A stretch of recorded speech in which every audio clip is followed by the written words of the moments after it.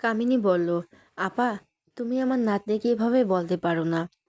রাবেয়া বেগম বলল, এই একদম চুপ, তুই কোনো কথা বলবি না। ওর এত অধপতনের জন্য একমাত্র তুই দায়ী। ছোট থেকে লাই দিয়ে দিয়ে মাথায় তুলেছিস। কামিনী কিছু বলছে না, চুপ করে আছে। তিশানি উষোর সামনে গিয়ে তার হাত ধরে বসলো। আমি কিভাবে বাঁচব? উষো হাত ছাড়িয়ে বলো, এতদিন যেভাবে বেঁচেছিলে সেভাবেই বাঁচবে। তিশানি বলল, এতদিন কি আসলে বেঁচেছিলাম? একটু থেমে আবারও বলা শুরু করলো, তুমি বিয়ে করেছো শোনার পর থেকে একটা রাতও শান্তিতে ঘুমাতে পারিনি। প্রতিটি মুহূর্ত মৃত্যু পথযাত্রী পথিকের মতো ছটফট করছে। আমি কিছুতেই মানতে পারছি না অন্য কেউ তোমাকে না চাইতে পেয়ে গেছে। আমি কিছুতেই মানতে পারছি না আমি তোমাকে পাইনি। তুমি আমাকে না অন্য কাউকে বিয়ে করেছো। পারছি না মানতে, সত্যিই পারছি না। অবশ্য বলো, বাস্তবতা মেনে নিতে না পারলে তো নিজেই কষ্ট পাবে। তিশানি বলো, সেই ছোট্টবেলা থেকে তোমার ভালোবাসি, ভালোবেসে ঘর বাঁধতে চেয়েছি তোমার সাথে। এটা কি আমার অপরাধ? অবশ্য বলো, অপরাধ নয়, ব্যর্থতা। আমাকে বলতে না পারাটাই ব্যর্থতা। তিশানি জিজ্ঞেস করলো, আমার মধ্যে কিসের কমতি ছিল? উৎস বলল, আমাকে পাওনি মানেই তুমি আমার থেকে ভালো কাউকে ডিজার্ভ করো। তিশানি বলল, ভালো কাউকে তো চাইনি। আজকে 25টা বছরে শুধুমাত্র তোমাকেই চেয়েছি, শুধু তোমাকেই। রূপকথা বলল, অনেক বলেছ, আর শুনতে চাই না। অন্যের জামাইকে ভালোবাসি ভালোবাসি বলার আগে একটু মুখে বাজছে না? তিশানি বলল, না বাজছে না, কারণ আমি যেটা সত্যি সেটাই বলছি। রূপকথা বলো, বালের সতী, এই সত্যি আর একবারও মুখ উচ্চারণ করলে জিভ টেনে ছিঁড়ে দিব। এখনও চিনুনি আমায়? একটু থেমে আবারও বলো, তোমার মতো দুচরিত্রা মেয়ে আমি আর একটাও দেখিনি। তিশানি বলো, আমি দুশ্চরিত্রা না। রূপকথা বলো, যে মেয়ে অন্যকে ফাঁসানোর জন্য নিজের গায়ে কলঙ্কের দাগ লেপতেও একটাবার ভাবে না, সে দুশ্চরিত্রা না। তিশানি বলো, আসলে কাউকে ভালোবেসে নিজের করে পেতে চাইনি তো, তাই আমার কষ্টটা বুঝতে পারছো না। রূপকথা বলল, বুঝতে চাইও না। ফারুক সাহেব সবাইকে থামালেন। এরপর কামিনীকে বলল, দেখুন খালাম্মা, যা হয়েছে এরপর আর আপনাদের এই বাড়িতে থাকা মানায় না। প্লিজ কাল সকাল হলেই চলে যাবেন। তিশানি বলল, চিন্তা করো না আঙ্কেল, চলে যাব, সারা জীবনের জন্য চলে যাব।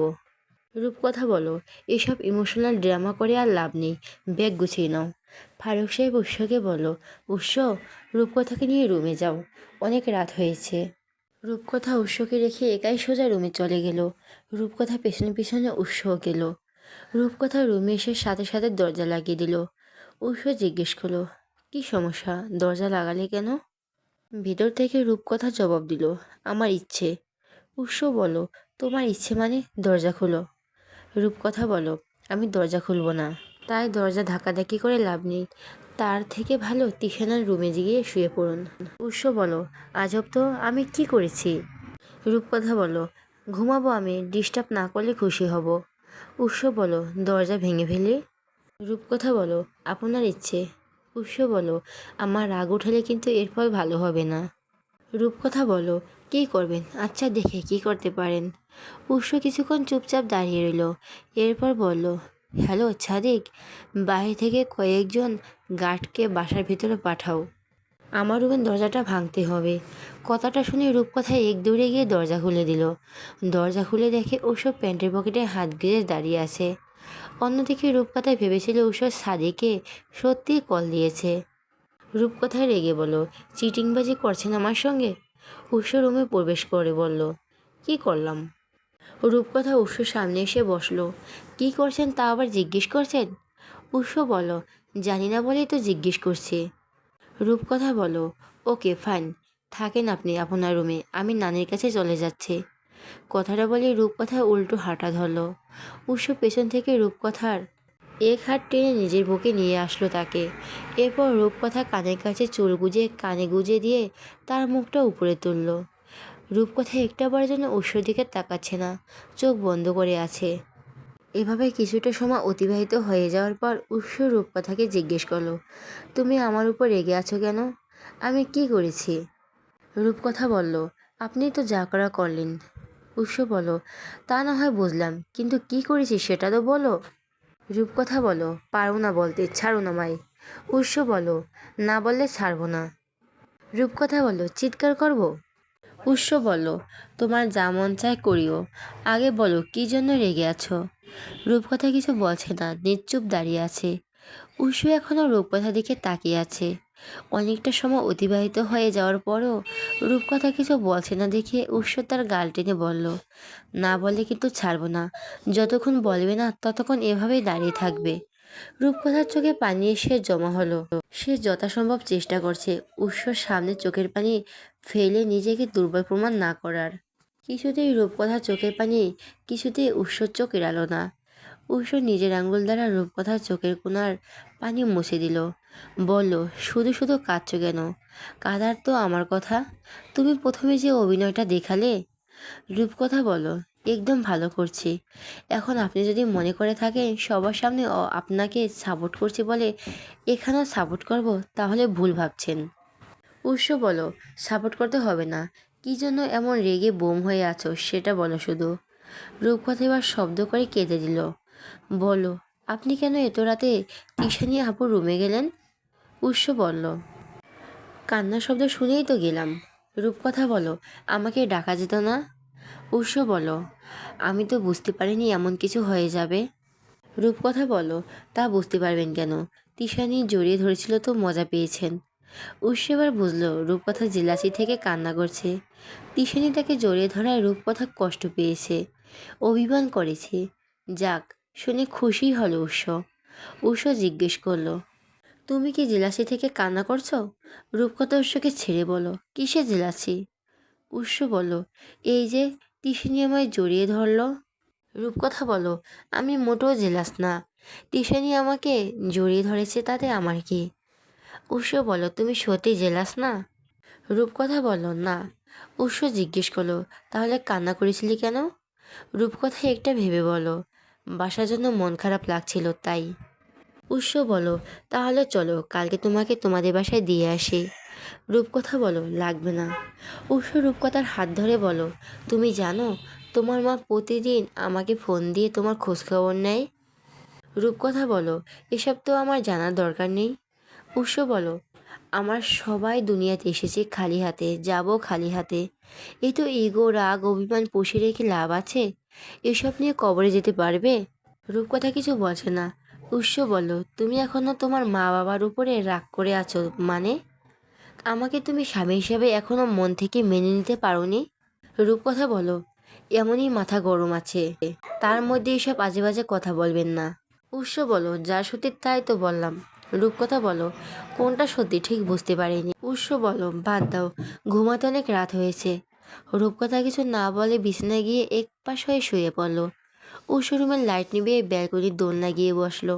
সময়টা নভেম্বরের শেষের দিকে হওয়াতেই প্রকৃতিতে বেশ অনেকটাই শীতের আঁচ অনুভব করা যাচ্ছে। বাইরে কুয়াশাও পড়েছে ভীষণ। উৎস দোলনায় বসে ব্যস্ত নবীরের দিকে তাকিয়ে রইল কিছুক্ষণ। দেখলো একের পর এক গাড়ি ছুটে যাচ্ছে তার নিজ গন্তব্যে। অনেকটা সময় শুয়ে থাকার পরও রূপকথার ঘুম আসছে না। পাশে উৎস নেই দেখে উৎস বলল। এরপর ব্যালকনিতে গিয়ে দেখে উৎস সেখানে বসে আছে। রূপকথা ব্যালকনির দরজায় দাঁড়িয়ে জিজ্ঞেস করলো, কি ব্যাপার, ঘুমাবেন না? উৎস বলো, তুমি ঘুমাচ্ছ না? কথা বলো, ঘুম আসছে না। সারাদিন ঘুমাই ঘুমাই বলে আপনি আমার ঘুমে নজর লাগাই দিয়েছেন। উৎস বলো, যত সব ফাউল কথা। রূপকথা বলো, আমি বললে তো ফাউল কথাই লাগবে। তিশানি বলে না মধুর মতো লাগতো। উৎস বলো, কথায় কথায় শুধু তিশানি তিশানি আর তিশানি, এছাড়া অন্য কোনো টপিক নেই? রূপকথা বলো, হ্যাঁ আছে তো, আমার মাথা আর আপনার মুন্ড। উৎস বলো, গল্প করব, আসো এখানে ঠান্ডার মধ্যে কি একটু বসি, তোমার মাথাটা একটু ঠান্ডা হবে। রূপকথা বলো, পুরো দোলনা জুড়ে আপনি বসে আছেন, আমি কি আপনার মাথার উপর বসবো? উৎস একটু চেপে বসে রূপকথাকে জায়গা দিয়ে বলল, এবার বসো। রূপকথা গিয়ে উৎসর পাশে বসলো। বলল, এখানে তো প্রচুর ঠান্ডা। উৎস বলল, নভেম্বর মাস প্রায় শেষের দিকে, ঠান্ডা তো একটু লাগবেই। রূপকথা বলো, কি বলেন আসলেই? উৎস বলো, হুম। রূপকথা বলো, জানেন ডিসেম্বর মাসটা আমার খুব প্রিয়। উৎস কৌতূহল হয়ে জিজ্ঞেস করলো, এ তো প্রিয় হওয়ার কারণ কি? রূপকথা বলো, কারণ ডিসেম্বরের 28 তারিখ আমার জন্মদিন। প্রতি বছর আমার ডিসেম্বর মাসটা ভীষণ ভালো কাটে। সারা মাস জুড়ে সবার থেকে এটা ওটা প্রচুর গিফট পাই। উৎস বলো, তাই নাকি? রূপকথা বলো, হুম। উৎস বলো, তোমার আগের বান্ধবীদের সঙ্গে কোনো যোগাযোগ নেই তোমার? রূপকথা মন খারাপ করে বলো, না, এতদিনে হয়তো ওরা আমায় ভুলেই গেছে। উৎস বলো, ভুলিনি। তুমি যেমন নানা কারণে খোঁজ নিতে পারোনি, ওরা হয়তো তেমন। রূপকথা বলো, হতে পারে। উৎস বলো, মন খারাপ করো না। রূপকথা বলো, জানেন, গত নভেম্বরে আমরা সবাই সাজেক গিয়েছিলাম। উৎস জিজ্ঞেস করলো, আমরা সবাই বলতে কে কে? রূপকথা বলল, আমাদের বাসায় সবাই, আমার খালামণিরা আর মামুনিরা। উৎস উৎসব করলো, তোমরা চাচা ফুপু কেউ নেই? রূপকথা বলল, না, দাদা দাদির একমাত্র সন্তান আমার বাবা। উৎস জিজ্ঞেস করলো, তোমাদের গ্রাম বাড়ি কোথায়? রূপকথা বলল, সিরাজগঞ্জ মনে হয়। শিওর জানি না, জন্মলগ্ন থেকে ঢাকায় আছি। আমার জন্ম নিবন্ধন থেকে শুরু করে সব কাগজপত্রে বর্তমান ঠিকানায় দেওয়া থাকে, গ্রামের বাড়ির কথা কোথাও উল্লেখ থাকে না। আর আমি জন্ম থেকে কখনো গ্রামের বাড়ি যাইনি, তাই গ্রাম সম্পর্কে আমার তেমন আগ্রহ নেই। কখনো না যাওয়ায় গ্রাম আমার ভালোই লাগে না, তাই কখনো তেমনভাবে গ্রামের বাড়ি সম্পর্কে জানতেও চাইনি। উৎস বলো, কি বলো, গ্রাম কার না ভালো লাগে? কথা বলো, ওই যে বললাম না কখনো যাইনি, ওখানকার পরিবেশ দেখিনি। উৎস বলো, ডিসেম্বরের মাঝামাঝি রিঙ্কির বিয়ে, শুনলাম বিয়ে খালাদের গ্রামের বাড়িতে হবে। কথা বলো, রিঙ্কি কে যেন? ও আচ্ছা, আপনার খালাতো বোনের বড় জন। উৎস বলো, হুম, ওর বিয়েতে তোমাকে ওদের গ্রামের বাড়ি নিয়ে যাব, দেখবে গ্রাম কতটা সুন্দর। কথা বলো, ওকে, আমি অপেক্ষায় থাকলাম তবে। উৎস বলো, ওকে, তোমার কি বাসা যেতে একটুও মন চায় না? রূপকথা বলো, চাই তো, কিন্তু চাইলে কি সব সম্ভব? উৎস বলো, এখানে অসম্ভবের তো কিছু নেই। রূপকথা বলো, আপনি বেডা মানুষ, আপনি কি বুঝবেন আমার কষ্ট? রূপকথা বলো, আপনার বয়স 36 আর আমার বয়স 17, এই যুগে বয়সেরই তো পার্থক্য দেখা যায়। উৎস বলল, না, এই রূপকথা জিজ্ঞেস করলো, এই যুগে কেউ তো কম বয়সী মেয়ে বিয়ে দেয়? উৎস বলল, না। রূপকথা বলো, আপনার চিন্তা ভাবনা যেন উন্নত, আপনার বয়সী আর 10 জনের চিন্তা ভাবনা কি এতটাই উন্নত? উৎস বলো, হয়তো না। রূপকথা বলো, আপনি আমাকে যেভাবে সাপোর্ট করেন, যেভাবে সময় দিয়েছেন, এভাবে আর 10 জন দিবে? উৎস বলো, হয়তো দিবে না, আবার হয়তো দিতেও পারে। রূপকথা বলল, রাগের কারণ বুঝতে গেলে এমন আরও হাজারটা কারণ বেরিয়ে আসবে, বাদ দেন। উৎস আর ঘাটল না, বেশি ঘাটালে আবার যে কোনো সময় চোখের পানি ছেড়ে দেবে, বিশ্বাস নেই। রূপকথা উৎসর বুকে মাথা রাখলো, এরপর বলল, আচ্ছা, আপনি আমাকে স্ত্রী হিসাবে মন থেকে মেনে নিয়েছেন? উৎস বলো, মেনে না নেওয়ার তো কিছু নেই। রূপকথা জিজ্ঞেস করলো, মন থেকে বলছেন তো? উৎস বলো, না, তোমার ভয়ে বলছি।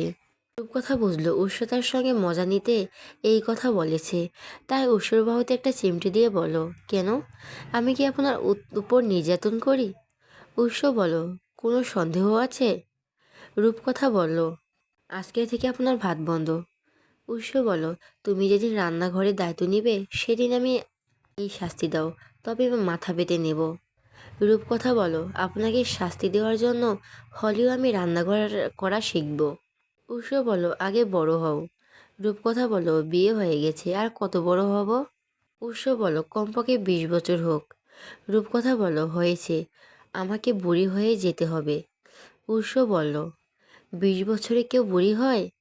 রূপকথা বলো, ও মা, আপনি জানেন না, নারীরা কুড়িতেই বুড়ে।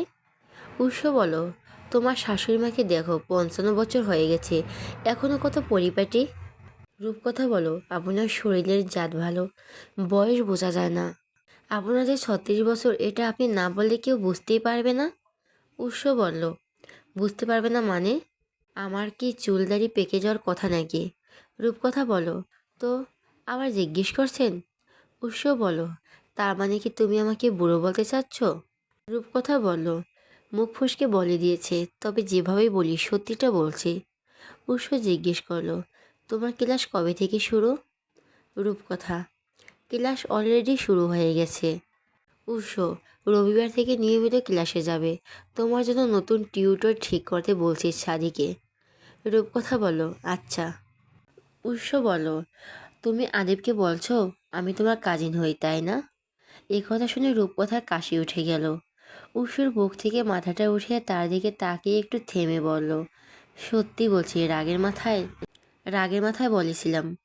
উৎস বলল, তোমার বান্ধবী ওয়াহি ইতু ওরা জানে তুমি যে বিবাহিত?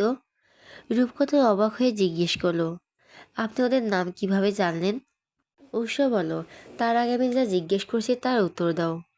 রূপকথা বলল, না। উৎস, ওরা আগে রোজ নিয়ম করে দুবেলা ফেসবুকে রিকোয়েস্ট দিত আমায়। শেষ পর্যন্ত বিরক্ত হয়ে রিকোয়েস্ট দেওয়া বন্ধ করেছে।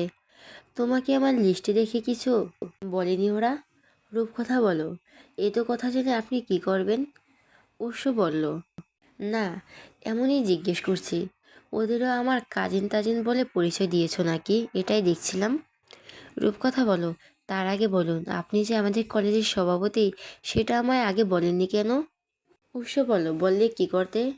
রূপকথা বলো, কি করতাম, কিছুই করতাম না। উৎস বলল, তাহলে তো জেনে কি করবে? রূপকথা বলো, নিজের সব জিজ্ঞেস করতে পারবে, কিন্তু আমি কিছু জিজ্ঞেস করলেই যত সমস্যা।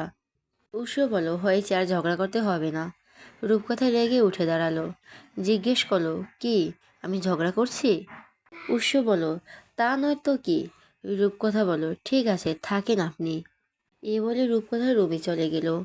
রূপকথা রুমে যেতে উৎস মুখ চেপে হেসে দিল। এটুকু জীবনে তার এই একরত্তি মেয়েকে ভালো লেগেছে, মনে ধরেছে।